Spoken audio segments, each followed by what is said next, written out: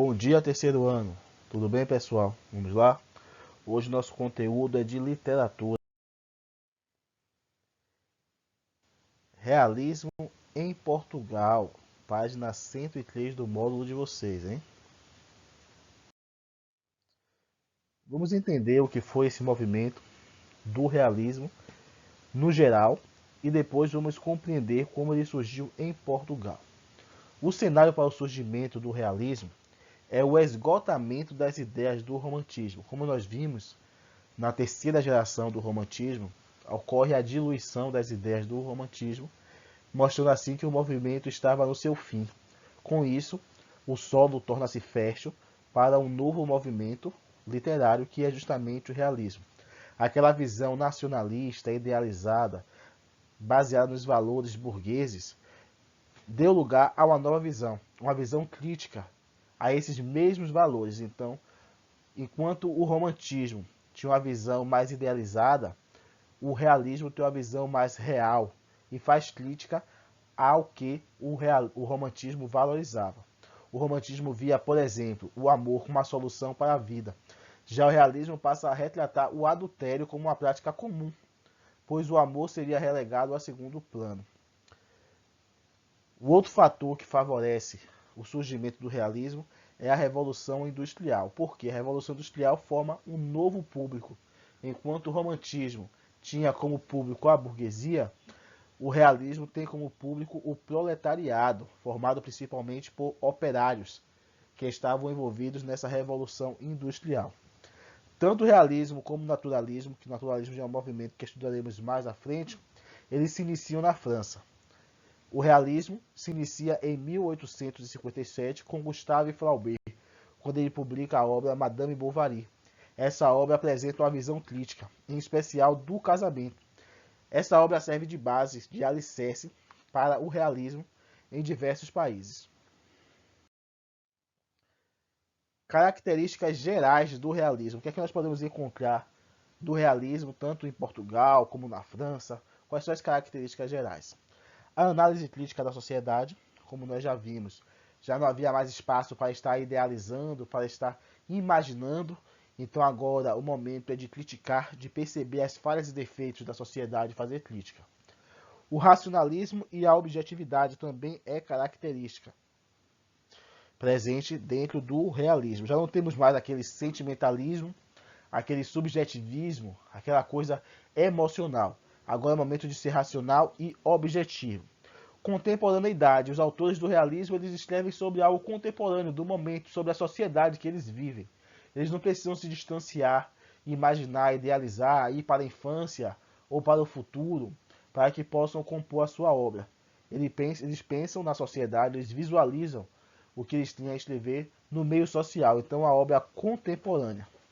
Imparcialidade. Então, as obras do realismo geralmente são escritas em terceira pessoa, uma narrativa em terceira pessoa em que o autor está isento, não está envolvido de forma alguma com aquele acontecimento. Por isso, ele consegue criticar, consegue analisar tão perfeitamente. Dentro dessa narrativa, nós temos o detalhismo, a riqueza de detalhes presentes na narrativa que leva o autor a estar inserido naquela história. O autor não, o leitor a estar inserido naquela história pela riqueza de detalhes que o autor apresenta. Mas em Portugal, como é que surge o realismo em Portugal? O realismo em Portugal tem início em 1865, com a polêmica questão Coimbra. Lembram? Isso aí vocês estudaram no ano passado, no segundo ano, que foi a questão Coimbra, professor.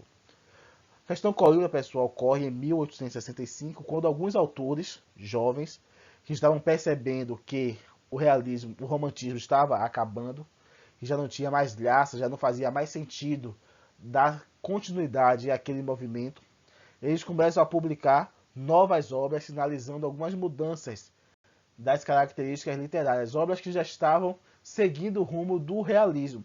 Isso incomoda alguns autores presentes ainda na sociedade, que eram autores do romantismo, que não queriam que o movimento chegasse ao fim. Principalmente Antônio Feliciano de Castilho, que então ele escreve um pós-fácil da obra de Pinheiro Chagas, defendendo o romantismo e também criticando Otelo de Quental. Pinheiro Chagas e Antero de Quintal faziam parte desse grupo de autores jovens que estavam tentando modificar o cenário literário. Então, esse duelo, essa polêmica, é justamente algo intelectual, em que começam autores que pregam, que acham que o romantismo deve ainda permanecer na sociedade, criticando as mudanças provocadas por esses autores mais jovens que gostariam de inserir um novo movimento literário. Quando é que isso acaba? Quando é que acaba essa disputa intelectual? Com a publicação do panfleto Bom Senso e Bom Gosto de Antero de Quintal. Esse panfleto defende a urgência da atualização literária portuguesa. É bem taxativo em determinar que precisa se modificar o cenário literário, que não precisamos mais das características do romantismo, e sim inovar, modificar, trazendo assim um realismo para Portugal. Um outro ponto de destaque da implantação do realismo em Portugal foi a publicação de O Crime do Padre Amaro, de Eça de Queiroz, em 1875. Por que esse destaque para essa obra, O Crime do Padre Amaro? Porque esse livro ataca uma das grandes instituições do país, que é a Igreja. Então essa obra faz uma crítica à Igreja, através de um caso do Padre Amaro, e surpreendeu a sociedade naquela época por tocar em uma ferida da sociedade, que é justamente a Igreja. Isso aí provocou uma grande modificação e uma grande aceitação do realismo como movimento literário. Em Portugal, como destaque dentre os autores, nós temos Antero de Quintal, Eça de Queiroz, Guerra Junqueiro e Cesário Verde.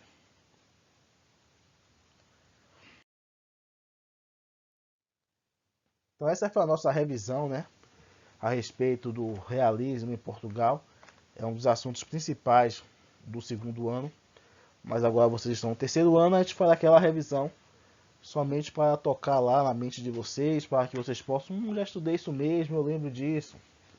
E a atividade para casa fica nas páginas 106 até a 110. Caso tenha ficado alguma dúvida, falem comigo através do WhatsApp, tá bom? Sabendo que esse assunto é assunto da prova, o assunto de hoje é assunto da prova, certo? Não é assunto do teste. Tchau, tchau, até amanhã.